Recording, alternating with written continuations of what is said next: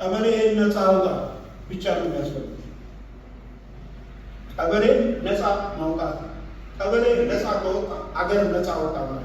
ከፍተኛ የጦር መሪና የኢትዮጵያ አምባሳደር የሆኑት ጀነራል ባጫ ደበሌ ቦታ የተጻፈው የጸረ ሽምቅ ውጊያ ጥበብ የተሰኘው መጽሐፍ በዛሬው ዕለት ህዳር 27 2018 ዓ.ም በድምቀት ተመርቋል።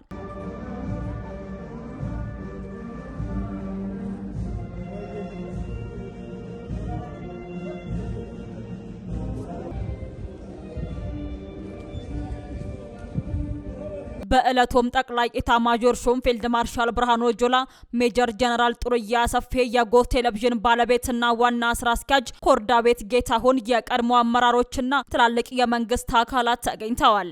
በኮሎሽ እንገኛለን። የጃር ባጫ የጸረ ሽምቅ ውጊያ የሚለው መጽሐፍ የኢትዮጵያ ሚስጥር ያዘለ ታላቅ መጽሐፍ ለመመረቅ ተገኝተናል። ከፍተኛ መኮንኖች ተገኝተዋል፣ ብዙ ጉዳዮች ተገኝተዋል። ታሪካዊ ቀን ነው። እንግዲህ ይሄ የኢትዮጵያ ሚስጥር ያለበት መጽሐፍ ነው።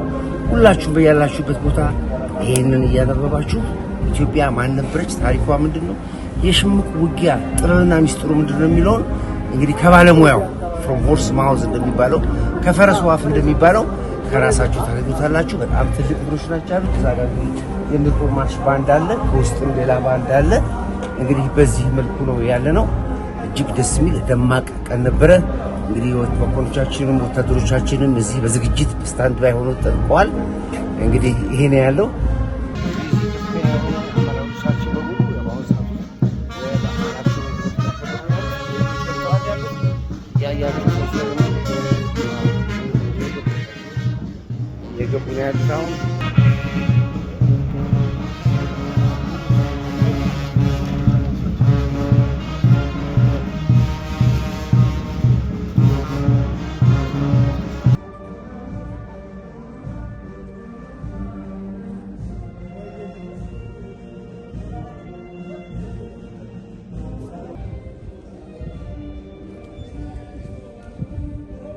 ቀበሌ ነፃ አውጣ ብቻ ነው የሚያስፈልገው።